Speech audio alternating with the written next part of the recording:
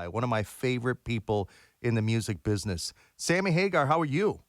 You know, Axel, I'm good. I'm sitting here looking at the damn ocean, wanting to go out there and get my feet in the sand and drink in my hand and jump in the water. But no, I gotta let the world know about this pay-per-view. And and thank you for helping us out. Yeah, well, you don't have to paint that picture. I follow you on Instagram, and I'm just jealous of your life, man. You are living the life. Oh, well, you should be, because by God, it's pretty damn nice. I must admit, you're not going to get any complaints from me, Axel. Even when you're working, life is fun. Talk about this special you have. We come up with this great idea to film my birthday bash on pay-per-view, because I can't do it in Cabo. I'm here, but I can't go play a concert on stage because they won't let that many people in, and we'll get shut down. So, and the fans are here. Believe me, there's thousands of people here trying to get in, and it's crazy. But anyway, all good. So, but we filmed this whole thing. Then I go, well, how are we going to let the people know we did it, and it's going to be on this Saturday? How are we going to let the people know? And then everybody said, well, you got to get on the radio.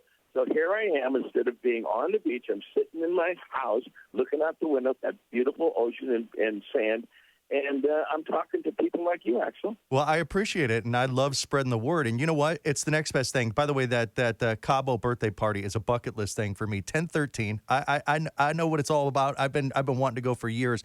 This year, nobody's going. Like you said, you did this on a stage on the beach, looking out towards the water, projecting, playing that way, and then there were boats socially distanced watching you. And I got to say, this is still going to be a fun event because everybody's got a big-ass TV at home with a 6 surround system. So to be able to sit on your couch, crank this up, watch it, a refrigerator full of fun drinks a couple of feet away, I mean, this is perfect.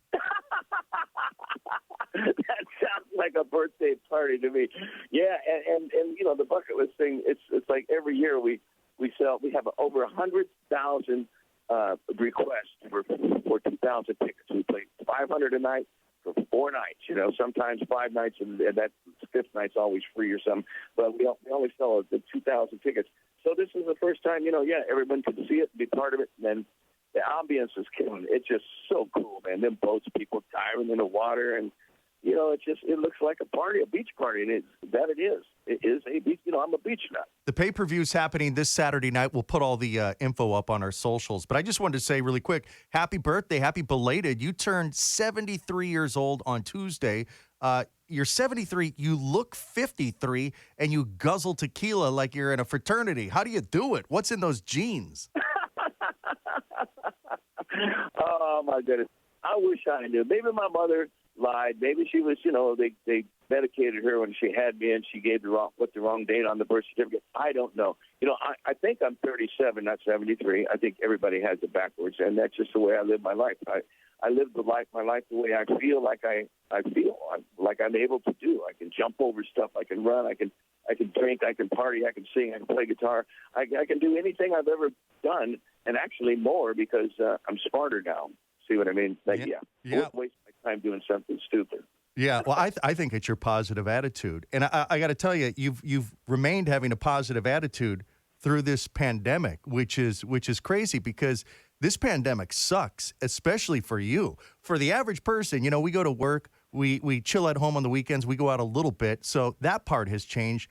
You have a band, you have a TV show, you have a few liquor brands, and a private jet to take you anywhere, anytime. But now you have to sit at home like the rest of us. I'm telling you, it's horrible. If it wasn't for the fact that I have a home in Cabo that I know is cool, I wouldn't have even come down here, because I'd had to stay in a hotel room. Man, it's really taken a bite out of our freedom, and it is a bummer. But hey, hopefully it's going to end, and everyone, my fingers crossed that there's going to be a silver lining. Maybe everyone will be a little bit more thoughtful and a little bit more appreciative of the life they have and the freedom that we have in this country. So if that's the case, then okay, it was a tough year, but yeah, if we all got better for it, then it's going to be all right. Because man, just not being able to play music is brutal. See that? Those are great words. Listen to that, everybody, from your life coach, Sammy Hagar. Follow those rules, and you too will look 53 when you're 73 and be able to guzzle tequila like you're in a fraternity. And still upright. That's the whole thing. You can be 73, but not upright. You know what I mean?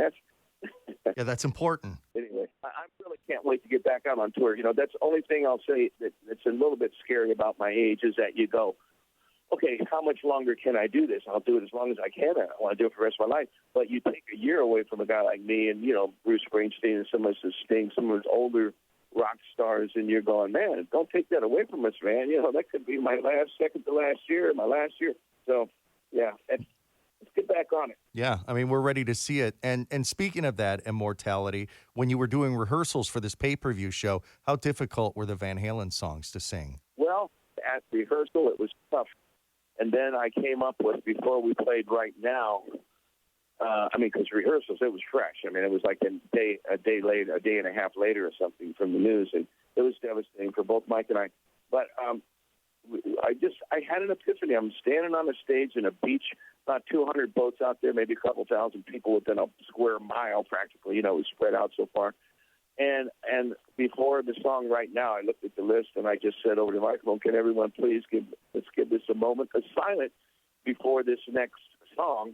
And during that moment of silence, it was just start feeling soul. I start feeling a lot in my heart. And then when the piano part came in, the beginning to Right Now, I looked at Mike, he looked at me, and was like, we got work to do, brother.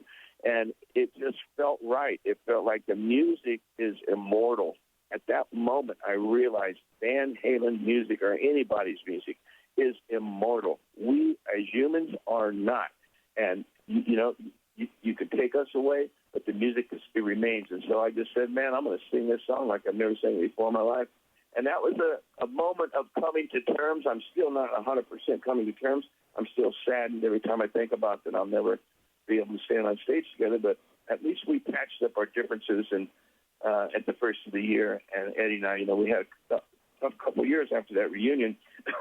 But no, we were all good, and it made it easier. And then now feeling about the immortality of the music, I'm just, I'm starting to come to grips with it. And it's a beautiful thing. It is what it is. You know what I mean? Got it. Well, sorry for your loss. And listen, everybody loved Eddie Van Halen, and everybody loves Sammy Hagar. So we'll be there, man. The special this Saturday night, the birthday bash. Sammy, great to talk to you. Axel, God bless you. See you guys Saturday night.